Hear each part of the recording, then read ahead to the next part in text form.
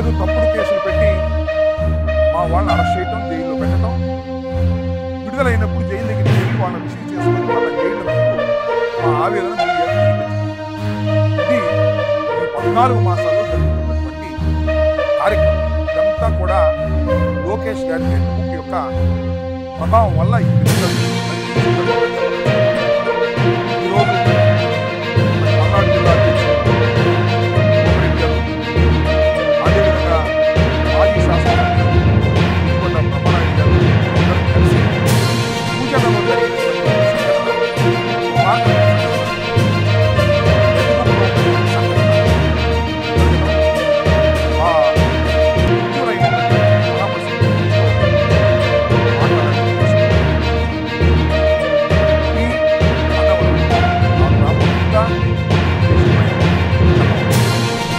సూచనలు మాత్రమే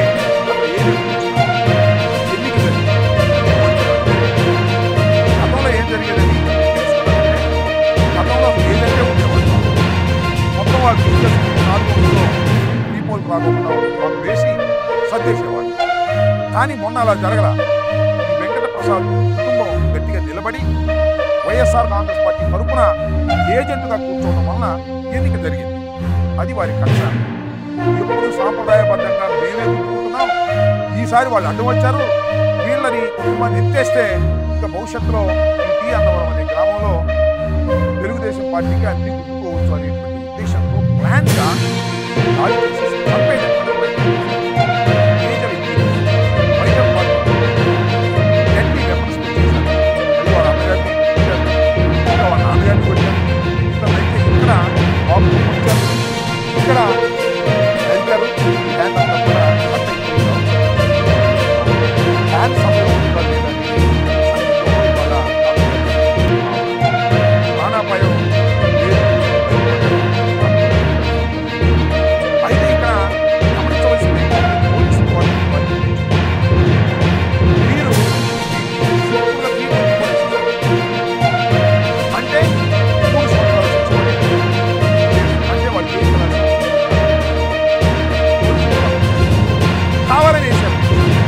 ఇక్కడ కూడా వేశారంటే ఈ ఇంజూర్డ్ పర్సన్స్ మీద కూడా మనకి 24 వేశారు.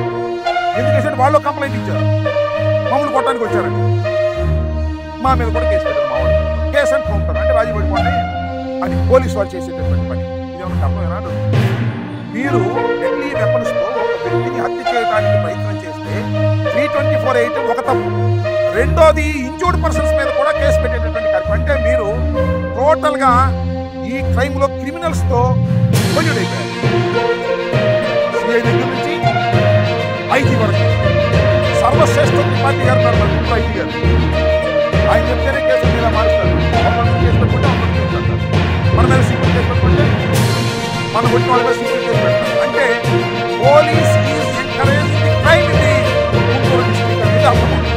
పోలీసులే క్రిమినల్స్ సపోర్ట్ చేసే పరిస్థితి, క్రిమినల్స్ మీద సరైనటువంటి యాక్షన్ ఇంజూర్డ్ అయిన వాళ్ళు నా మీద యాక్షన్ తీసుకుంటారు. వాళ్ళ చేస్తున్నారని తెలుగుదేశం వాళ్ళు కొడతారు, మా మీద పెడతారు, వాళ్ళ మీద పెడతారు, మేము హాస్పిటల్ చేసుకుంటాం, మళ్ళా అయిపోయిన తర్వాత మన కోర్టుకి వెళ్ళాలి, జైలుకి వెళ్ళాలి, అన్ని మాకే కష్టాలు. పోలీస్ డిపార్ట్మెంట్ పెట్టి అఫెండర్స్ ఇది సమాజానికి చాలా పెద్ద ప్రమాదకరమైనటువంటి విషయం. ఇవాళ న్యూజెండ్లలో జరిగినటువంటి సంఘటన కూడా అలాంటిదే. ఈ సంఘటన మీద పోలీసు వాళ్ళు పునరాలోచించుకోవాలి. 307 వేయవలసినటువంటి ఫ్యాక్ట్స్ ఉన్నటువంటి కేసు, ఇంజరీస్ ఉన్నటువంటి కేసు మీరు సింపుల్గా అక్కడ లోకల్ ఎమ్మెల్యే గారు చెప్పారనో, సర్వశ్రేష్ఠ త్రిపాఠి గారు చెప్పారనో 324 వేసేసి కళ్ళు నీళ్లు చుట్టేస్తే చాలా ప్రమాదం. దీనివల్ల సమాజం దెబ్బతినిపోతుంది. తర్వాత పోలీస్ డిపార్ట్మెంట్ కూడా ఇలా కొయ్యూడు అయిపోతే నరికేస్తే వాళ్ళు సింపుల్ కేసు పెడతారు, చచ్చిపోతే మంటలు పెడతారు, డెడ్ బాడీ ఉంటే మంటలు కేసు పెడతారు, లేకపోతే సింపుల్ కేసు పెడతారు. కార్యక్రమం ఇవాళ పోలీస్ డిపార్ట్మెంట్ చేయడం చాలా దుర్మార్గం. ఆల్ డిమాండింగ్ చాలా సీరియస్ జరిగాయి. 307 వేయాలి, మార్చి మీరు యాక్షన్ తీసుకోవాలి. ఆ ముద్దాయిలను అరెస్ట్ చేసి జ్యుడిషియల్ పంపాలి. అప్పుడు మాత్రమే దెబ్బతిన్న వారి ద్వారా పోలీస్ వారికి, సమాజానికి ఈ ద్వారా లోకేష్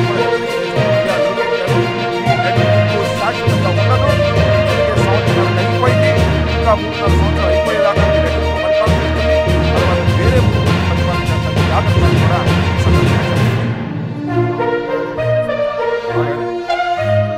వారు స్పష్టంగా చెప్పారు. ఆయన చెప్పిన మాట నేను చెప్తాను. అక్కడ లోకల్ ఎమ్మెల్యే గారి ప్రమేయం, కూటమి నాయకుల ప్రమేయంతోనే ఈ దాడి జరిగింది. ఇది పొలిటికల్ దాడి, కుటుంబ తగాదాలు కాదు. ఏం జరిగిందంటే అక్కడ రివ్యూ జరగకుండా అడ్డుకున్నాడు కాబట్టి ఈ వెంకటప్రసాద్ కుటుంబాన్ని చంపాలనేటువంటి ప్రయత్నం చేసే క్రమంలోనే ఈ దాడి జరిగింది అనేది సుస్పష్టం. దీనిలో ఏ విధమైన సందేహం లేదు. మరో మాట కూడా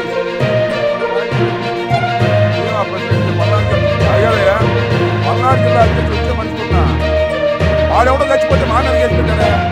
ఇద్దరు 2 ముఠాలు కొట్టుకుని, ఎవరు 2 ముఠాలు? తెలుగుదేశం ఉన్న 2 ముఠాలు కొట్టుకుంటే ఎస్పీ గారు వచ్చి చెప్పాడు, ఈ 2 ముఠాలు తెలుగుదేశం వాడు కొట్టుకున్నది అని వర్కపోరు అని చెప్పాడు. దానిలో మా ప్రెసిడెంట్ గారు పెట్టారు. ఇది ఒక అన్యాయం పోలీస్ డిపార్ట్మెంట్. అంటే ప్రెసిడెంట్ గారు వచ్చి అరెస్ట్ చేద్దామని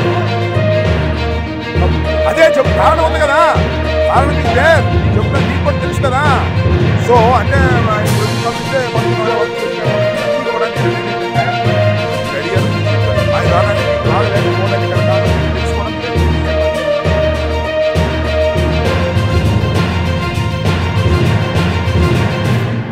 రషీద్ దురదృష్టవశాత్తు రషీద్ చనిపోయాడు, అదృష్టవశాత్తు వెంకటప్రసాద్ బతికాడు. ఇంతే డిఫరెన్స్, అందుకన్నా ఏమి డిఫరెన్స్.